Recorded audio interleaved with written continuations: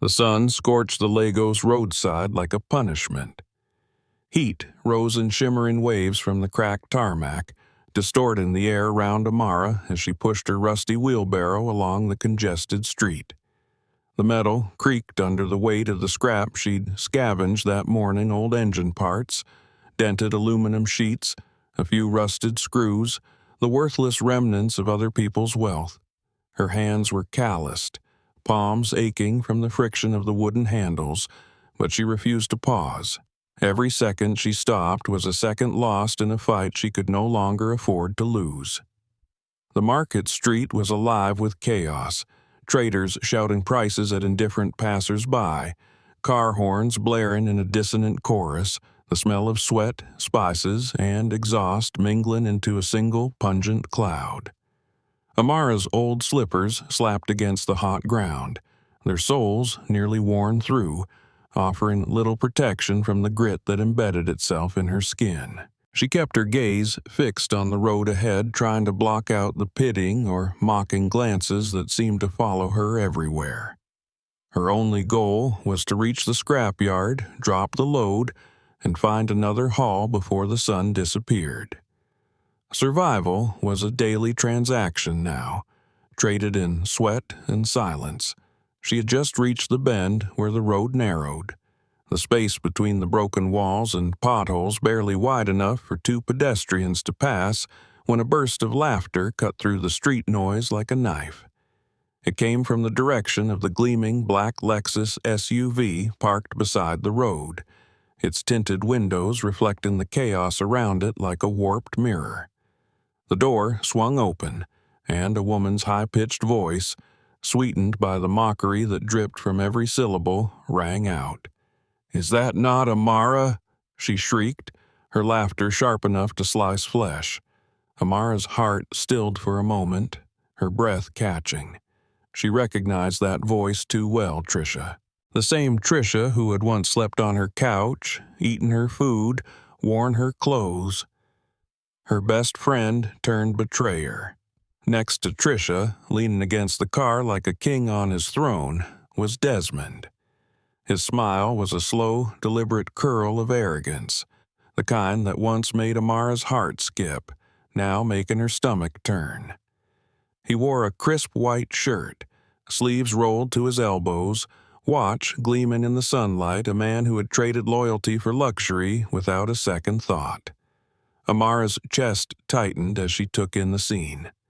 Desmond's hand resting on the car roof like he owned the street, Tricia's laughter shaking her phone as she recorded the moment, capturing Amara's humiliation in HD.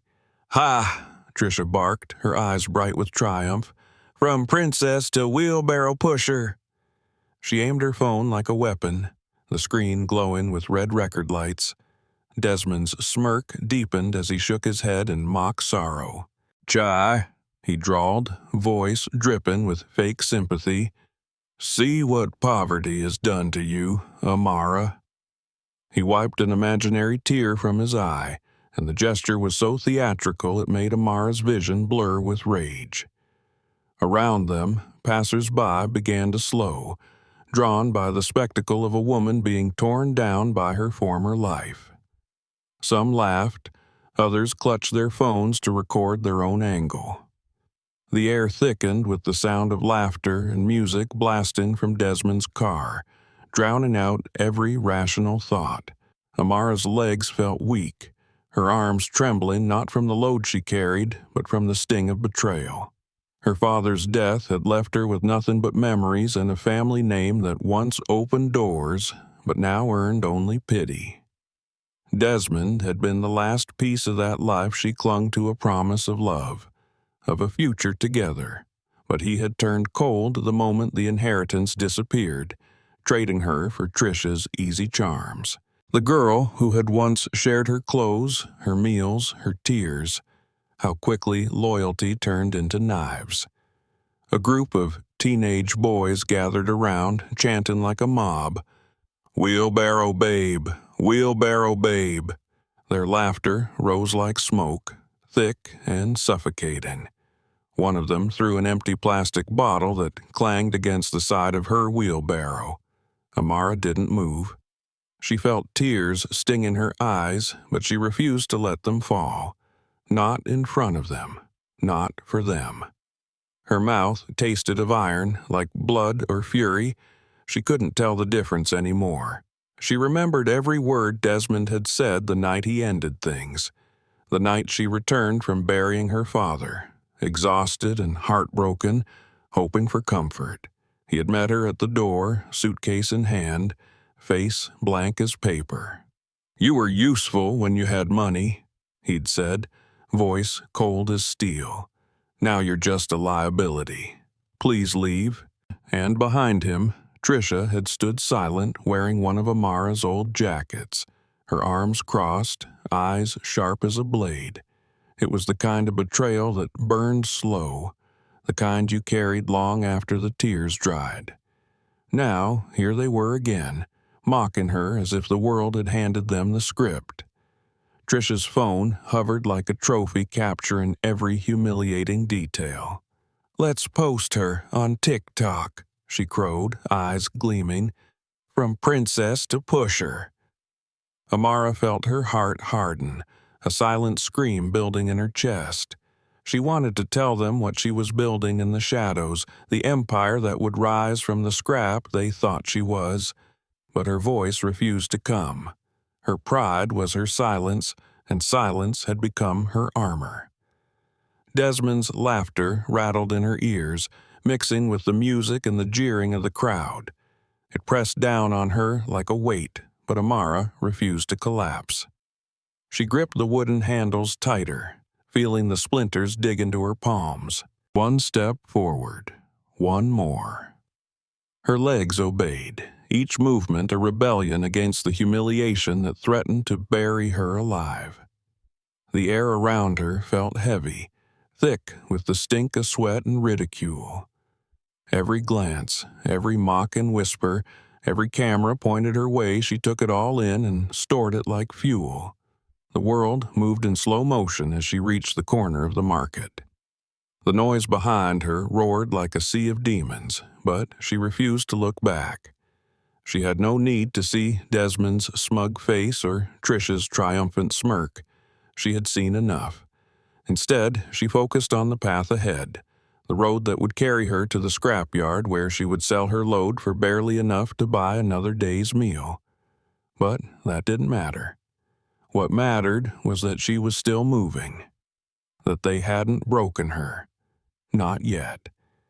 By the time she reached the scrapyard, the sweat had soaked through her thin shirt, sticking it to her skin like a second, suffocating layer. Her hands felt raw from the constant friction, and her arms trembled with fatigue. She handed the wheelbarrow to the yard boy, his eyes flickering with a mixture of pity and curiosity. He didn't ask questions. She didn't offer answers. She found a broken wall in the back and sat down, her back pressed against the cool concrete, her head bowed. Tears blurred her vision, but she didn't sob. No wails, no loud cries, just silent drops of pain falling onto the dusty ground. Each tear was a testament to what she had survived, what she was surviving. Her mind replayed Desmond's words, each syllable a fresh wound. "I can't be dating a liability," he had said. Liability.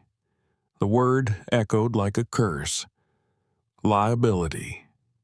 She had been a princess once, the daughter of a man who owned filling stations and transport companies, the girl who rode in Mercedes and slept on Egyptian cotton sheets. She remembered the way Desmond used to hold her hand, the way Tricia used to send her encouraging voice notes. Lies, every smile, every compliment, every promise, they were all knives dressed as flowers. She reached into her pocket and pulled out the old black phone her father had once given her. The screen was cracked, but it still worked. On it, she had stored the blueprints for the future she refused to let die. Car parts, factory plans, rough sketches of engines she dreamed of building one day. No one needed to see them yet, but one day they would. One day, the same people who laughed at her would beg for a chance to drive what she built. She closed her eyes and felt the tears dry on her cheeks. She remembered her father's voice telling her, "If you know how to build from scratch, you will never truly be poor." He had taught her to understand machines, to respect every bolt and screw, to see potential in what others threw away. That memory was her anchor. That memory was why she refused to break. Outside, the laughter of Desmond and Tricia still echoed in her mind like a phantom. But Amara knew something they didn't. Empires weren't built on laughter. They were built on sweat and silence. Let them have their TikTok fame. Let them post their videos. One day, she would drive past them in a car they couldn't afford to dream of. One day, they would look up and see her name in places they never thought she would reach. She wiped her face with the edge of her wrapper, stood up, and slid the old phone back into her pocket. The yard boy glanced at her, and for a second, she saw a flicker of respect in his eyes. She nodded once, no words exchanged. Words were cheap. Action was priceless. As she stepped back into the street, the sun hit her face like a challenge. She raised her chin and started walking, each step heavy but steady. The world around her blurred into a haze of colors and sounds. She felt invisible and unstoppable all at once. Every insult they hurled at her was a brick in the fortress she was building. They thought they had broken her, but they had only taught her how to bend without snapping. They had taught her that revenge wasn't about screaming, it was about building. They had taught her that true power was silent. And that day, in the heat and dust of Lagos, Amara swore to herself that the girl they mocked would one day become the woman they would never forget. As she disappeared into the crowd, the last rays of the sun caught her eyes, and they glistened not with tears but with a quiet, smoldering fire. Let them laugh, she thought. Let them record. Let them share. One day, their laughter would die in their throats, and her silence would roar louder than any TikTok video they ever made.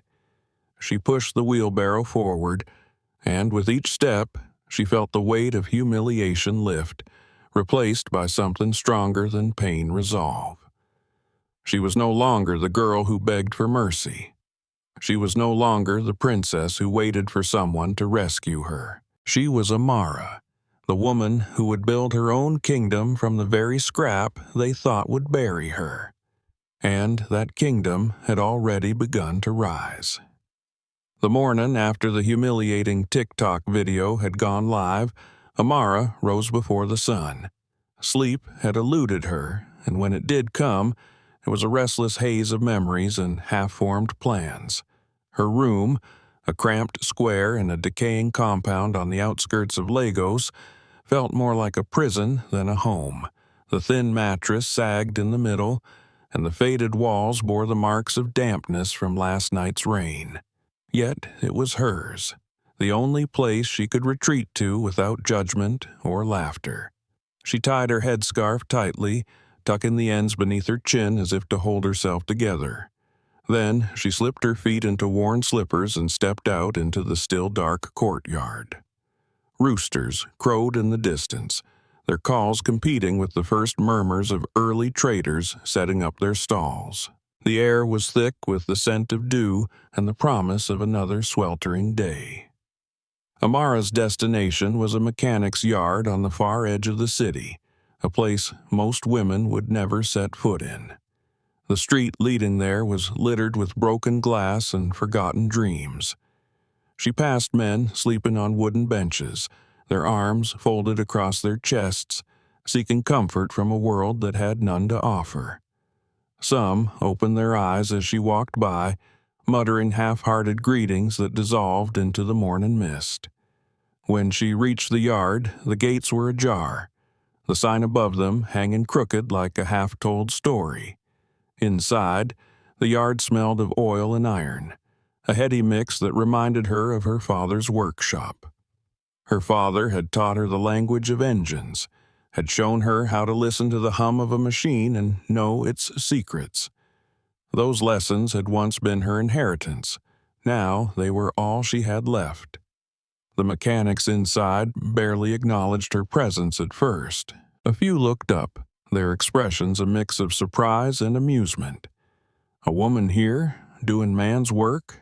But Babatunde, the eldest of the lot, regarded her with a steady gaze. He was a man whose eyes had seen too many failed dreams to dismiss determination when it crossed his path. His skin was weathered, his hands scarred from years of wrestling with stubborn bolts and unyielding engines. "You want to work here?" he asked, his voice rough as gravel. Amara nodded. "I'll do anything," she said. Her voice trembled but did not break. Babatunde studied her for a moment longer, then motioned for her to follow him. He led her to a corner of the yard where a heap of engine parts lay scattered like the bones of dead machines. "Start here," he said. "Clean these parts, learn their names. Then maybe I'll show you how to make them live again." She bent down without hesitation. Her hands, already calloused from the wheelbarrow, wrapped around the grime-covered metal. The cold iron bit into her skin, leaving smears of black across her palms.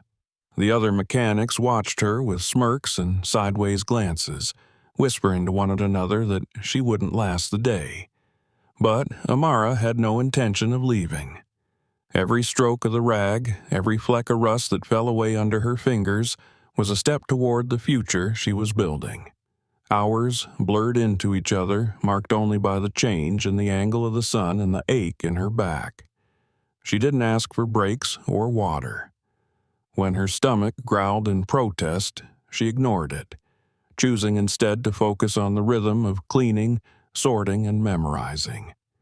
Every bolt and nut had a purpose, a place it belonged, a way it contributed to the greater whole. That was the lesson her father had taught her, and it was a lesson she would not forget. Babatunde returned in the late afternoon, his eyes narrowing as he surveyed her progress. The parts she had cleaned gleamed in the waning light, arranged neatly as if they were waiting to be reborn. He grunted in approval, a sound that carried more weight than any compliment. "You have patience," he said. "That's more important than strength in this work." She looked up at him, sweat streaking her face, her arms trembling from exhaustion. "Thank you, sir," she whispered. It was the first time anyone had recognized her effort since her world had collapsed. He crouched down beside her, his eyes searching hers. "Why are you here, girl?" he asked, his voice softer now. She hesitated, words catching in her throat. Should she tell him about Desmond, about Tricia, about the betrayal that had gutted her life? But she didn't want pity, didn't want her story to be another tragic tale in a city already full of them. So she chose the truth that mattered most. "I want to build something," she said finally. "Something that's mine. Something no one can take from me." Babatunde nodded as if he understood more than she had said. He stood, his knees cracking, and extended his hand. "Then you'll work with me," he said. "But know this, there is no shortcut here. You will learn the hard way. You will be bruised. You will be burned. But if you last, you will rise." Amara took his hand without hesitation. "I'm not afraid," she said, and in that moment, she wasn't. The days that followed were a blur of sweat, oil, and determination. Babatunde taught her how to read an engine like a book, how to listen to the sound of a machine and know what ailed it. She learned the language of torque and tension, of pistons and bearings. The men still laughed sometimes, calling her fine girl who wanted to play at being a mechanic. But she paid them no mind. Each insult was a spark in the fire she was forging inside her. At night, she returned to her cramped room, her hands raw and blackened, her clothes stiff with sweat. She would sit on the edge of her mattress and study her old phone, scrolling through the designs she had stored there, the blueprints of her dreams. Sometimes exhaustion threatened to drown her. Sometimes hunger clawed at her belly until she thought she might scream. But she did not stop. One evening, after weeks of relentless work, Babatunda approached her with a small, greasy box in his hands. He opened it to reveal a jumble of wires and metal parts that looked like nothing but trash. "Build me something," he said, his eyes challenging her. "Show me you've learned." Her heart beat faster, her hands trembling as she picked through the pieces. She recognized a starter motor, a coil, a few fuses, and a tangle of wires. She knew what it could be, what it should be: a small generator, simple yet vital, the kind of thing that powered more than just lights, but hope itself. She stayed up all night, working by the light of a borrowed lantern. Sweat dripped from her brow, mixing with the oil that stained her fingers. Her eyes burned from strain, but she didn't let them close.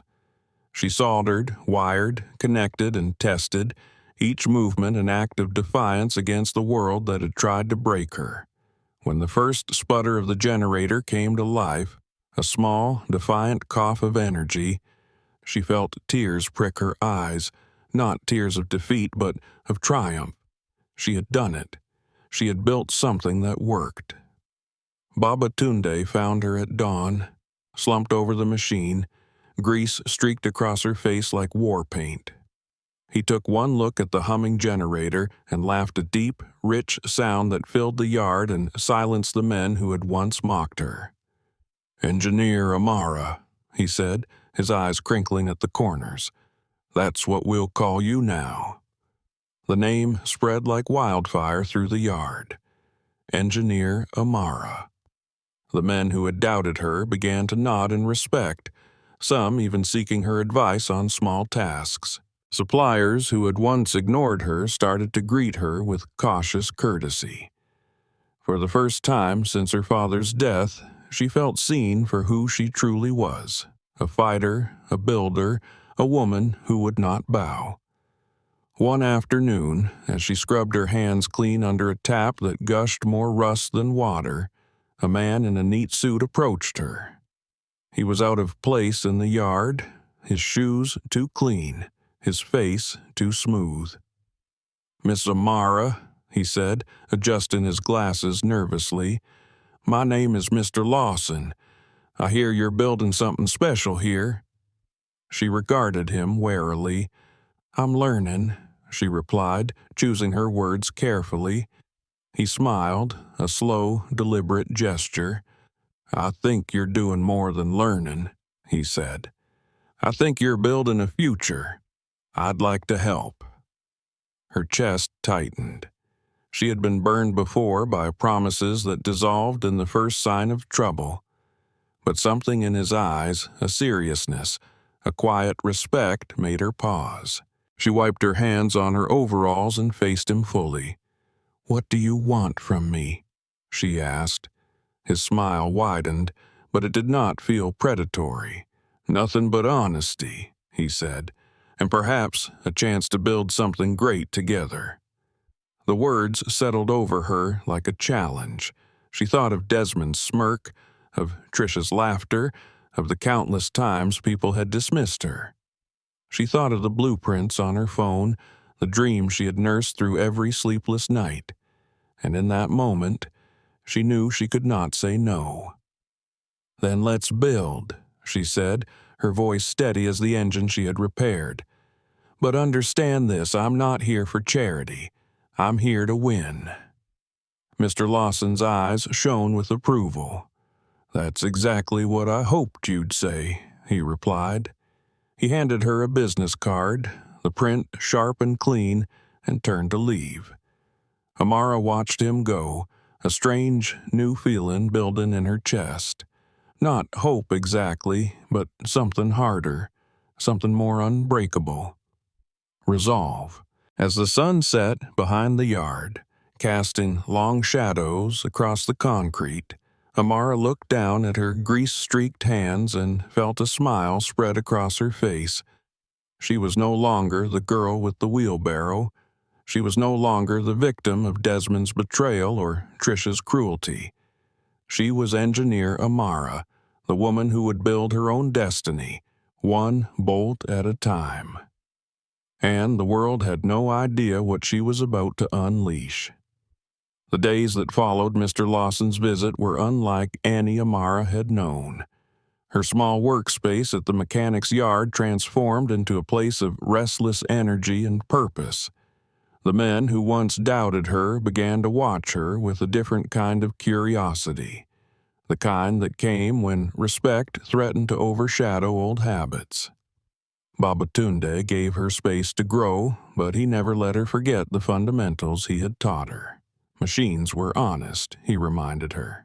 They did not pretend. They did not flatter. They simply responded to the care and knowledge one put into them. Amara poured herself into every detail of the prototype. She had sketched it 100 times in her battered notebook, dreaming of an electric vehicle that could withstand the potholes and rains of Lagos streets. She had seen her father's dream of locally made vehicles fade in the chaos of inheritance battles and family greed, but she was determined that her own dream would not end the same way. Piece by piece, with borrowed tools and sleepless nights, she began to assemble a machine that was more than just metal and wires. It was her rebellion, her answer to every insult they had hurled at her. She worked until her fingers bled. She studied every scrap she could find, bartered with local welders for parts, and learned to shape metal like a potter shaping clay.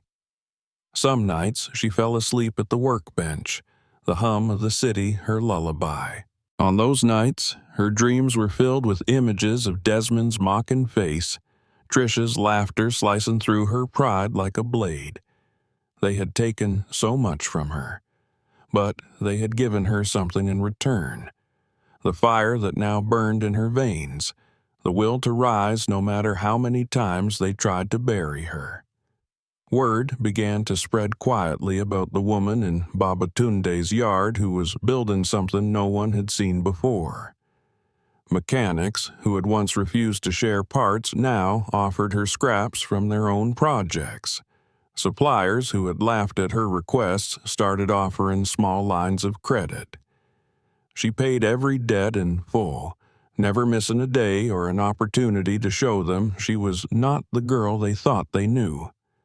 She was building an empire from the ashes of their doubt.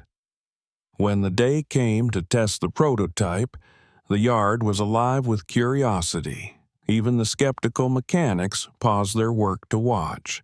The vehicle gleamed under the harsh Lagos sun, its frame a patchwork of new and salvaged parts, its heart an engine she had coaxed to life with every trick her father had taught her and every secret she had learned on her own. As she turned the key, the motor hummed to life. It was not a roar, but a purr, quiet yet powerful, like a beast waiting to be unleashed. Babatunde stood beside her, his face unreadable, but when he placed a hand on her shoulder, she felt his pride as surely as if he had spoken it aloud. That evening, as she wiped the sweat from her brow, a small crowd gathered at the edge of the yard. At the front stood Desmond. His eyes darted around nervously, as if unsure whether to smile or apologize. He wore a suit that looked too tight for him, the sleeves stretched over arms that had lost their tone. His shoes were dusty, his hair no longer the perfectly styled mane that had once made women turn their heads. Trisha stood beside him, her makeup thick enough to mask the cracks that life had begun to etch into her face. Her phone was in her hand as always, but the confidence she once wielded like a sword had dulled to a nervous edge. Amara felt the anger surge in her chest, hot and familiar. She forced herself to breathe, to remain still. Let them come, she thought. Let them see what they had tried to destroy. Desmond cleared his throat, his voice small in the open air. "Amara," he began, "I heard you're building something big here. Maybe we could talk." He looked at her with that old smile, the one he had used to melt her heart, but it no longer worked. She saw through him as easily as she saw through cheap metal. She did not answer at first. She turned her gaze to Tricia, who shifted uncomfortably under her stare. Tricia's lips parted, as if to speak, but no words came out. Amara let the silence stretch between them, an ocean of unspoken pain and betrayal. Finally, she spoke. "I remember the last time I saw you both together." She kept her voice calm, each word a precise blade. "I was pushing a wheelbarrow. You were laughing." Tricia flinched and Desmond's face turned pale. He started to speak again, but Amara raised her hand. "I don't need your apologies," she said, "and I don't need your pity." She took a step closer to the car, her prototype, her creation. "I built this while you were busy mocking me. I built this when no one believed I could. And now," she paused, letting the weight of her words settle in the air, "now you want to talk." Desmond opened his mouth, but Tricia interrupted him. "We were young," she stammered. "We didn't know what we were doing." Her eyes darted to the other mechanics, some of whom had stopped to watch. "We were just, she couldn't finish. Amara shook her head. "You knew exactly what you were doing," she said softly. "You chose to betray me. You chose to laugh. That laughter is the reason I am standing here today, stronger than I ever was." The other men watched in silence as Amara stood beside her creation. Babatunde folded his arms, his face a mask of pride and challenge. Amara took a deep breath and turned her gaze to Desmond. "I am not the girl you left on the roadside," she said. "I am the woman who will build this city's future. And I have no place for you in that future." Desmond's eyes darted nervously, his hands trembling. "Please," he whispered. "I just wanted to help." Amara's smile was slow and cold. "Help yourself," she said, "because I don't need you." With that, she turned her back on them, walking toward the office where Mr. Lawson was waiting. She did not look back. She did not need to. She knew Desmond's face would be the same one she had seen in her dreams, the one that would haunt him long after she was gone. She knew Tricia's eyes would be wide with fear and regret, but regret came too late. Inside the office, Mr. Lawson stood by the window, watching the scene unfold. His expression was unreadable, but when he turned to her, his eyes were filled with a quiet respect. "You handled that well," he said. Amara shrugged, the weight of the moment pressing down on her. "They taught me well," she replied. "They taught me how to survive." Mr. Lawson nodded. "And now," he said, "it's time to rise." She felt the words settle into her bones, solid and unshakable. She had risen from the wheelbarrow to the workshop, from betrayal to building, and she was far from done. Outside, the sun dipped below the horizon, casting the yard in gold and shadow. Amara looked at her creation one last time before closing the office door. This was her beginning. And no laughter, no betrayal, no enemy would ever bring her down again. The weeks that followed were a blur of contracts, negotiations, and the constant hum of production. The workshop had transformed from a makeshift yard into a legitimate facility. Welders worked in shifts, engines hissed under careful hands, and the rhythm of growth echoed like a heartbeat. Amara no longer scrubbed floors or chased after parts. She reviewed blueprints, signed invoices, and approved designs. Yet her hands were never far from the tools that had given her strength. Every evening she rolled up her sleeves, tightening bolts or sketching ideas on grease-stained paper. Mr. Lawson guided her through the labyrinth of business deals with a steady hand. Investors came knocking, some curious, some skeptical. But Amara met each one with the same calm resolve. Her terms were clear. No shortcuts, no compromises, no foreign buyouts that would drain the soul from her dream. She insisted every component be sourced or assembled locally. She would not let her country's name be stamped on a product only to have it stolen by foreign greed. One morning, a junior engineer rushed into her office with wide eyes.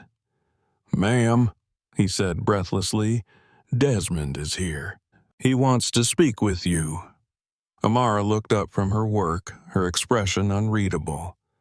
"Let him wait," she said. "Let him wait as I once waited for mercy that never came."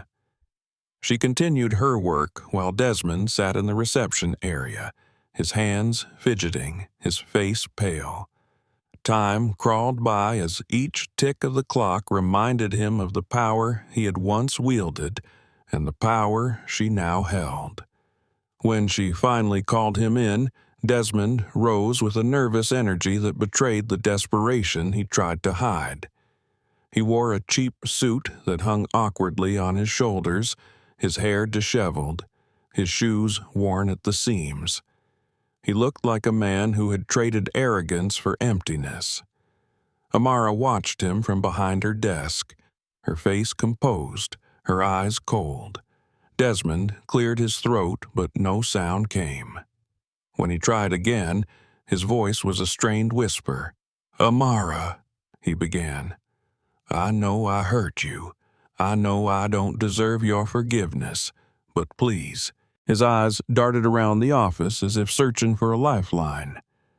"I have nothing left. Tricia is gone. My job is gone. I have nowhere else to turn."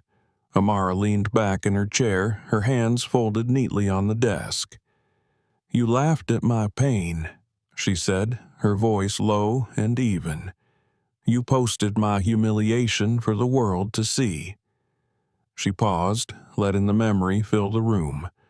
"You called me worthless, and now you come to me because you have nowhere else to run." Desmond's head bowed, his shoulders slumping. "Please," he whispered, "I'll do anything. Just give me a chance to work, to earn. I'll clean floors.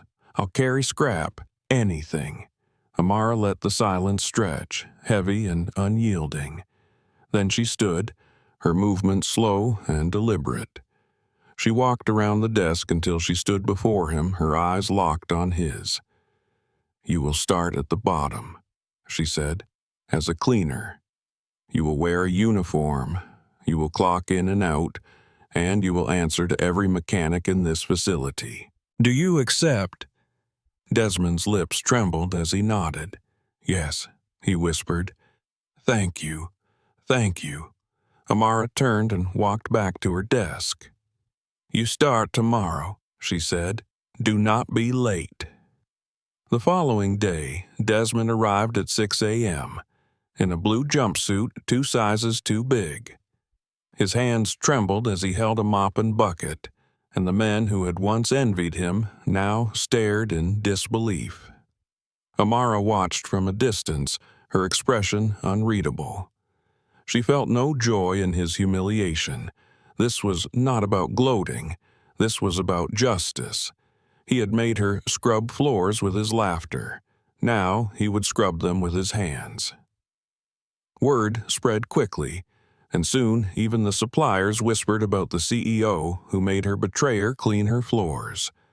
But Amara paid them no mind. She had work to do, and Desmond's shame was no longer her burden. She focused on expansion plans, drafting proposals for a new facility outside Lagos, a place where more women like her could learn and build. One afternoon, Tricia appeared at the front gates, her hair styled, her makeup perfect, but her eyes were wild, her lips trembling with fear. She walked into the yard like a ghost from another life, searching for a chance to reclaim a piece of the world she had once stolen. Amara met her at the entrance, her arms crossed, her eyes cold. "Tricia," she said, her voice sharp enough to cut steel. "What do you want?" Tricia's voice cracked. "Amara, I was young. I was stupid. I didn't mean to hurt you. Please, just give me a chance to make it right." Amara stared at her, seeing the layers of lies she had once believed. "You wore my clothes," she said, her tone calm but final. "You slept in my house. You ate my food. And then you took everything from me." Tricia's eyes filled with tears. "I'm sorry," she whispered. "I didn't know." "But you did know," Amara replied. "You knew exactly what you were doing." She turned and gestured to the massive screen that hung over the yard. With a single command, the old video Tricia had recorded Amara pushing the wheelbarrow while Tricia and Desmond laughed began to play. The entire yard fell silent as the video looped, the laughter echoing like a ghost. Tricia covered her face. "Mom bien." "Please," she cried, "don't do this." Amara's voice was quiet but unyielding. "I'm not doing this," she said. "You did this to yourself." She turned away, leaving Tricia standing alone in the yard, her sobs lost in the sound of engines and hammers. That night, the video went viral. News outlets picked it up, influencers shared it, and suddenly everyone knew the story of the woman who had risen from wheelbarrow girl to CEO. The hashtags multiplied, the interviews poured in, and yet Amara remained silent. She did not need to speak. Her work spoke for itself. In every dealership, her cars sold faster than they could build them. Buyers lined up, drawn by the promise of quality and the legend of a woman who had conquered betrayal and shame. Her name became a symbol, not just of revenge, but of resilience. One evening, as the sun set behind the city skyline, Amara stood on the balcony of her small apartment, her eyes fixed on the horizon. She had won, but the victory felt hollow in the silence of her room. She thought of her father, of the lessons he had taught her, of the kindness he had shown even his enemies. She thought of the long nights in the workshop, the tears that had dried on her cheeks, the memories that refused to fade. She whispered to herself, soft and sure, "I have risen," she said, "and no one will ever laugh at me again." In the distance, the city lights blinked like stars, each one a reminder of the dream she had built with her own hands. She turned and walked inside, her steps steady, her heart strong. Tomorrow she would build again. Tomorrow she would rise higher, because the laughter of her enemies had become the soundtrack of her triumph, and the woman they had tried to break had become the queen they could never dethrone.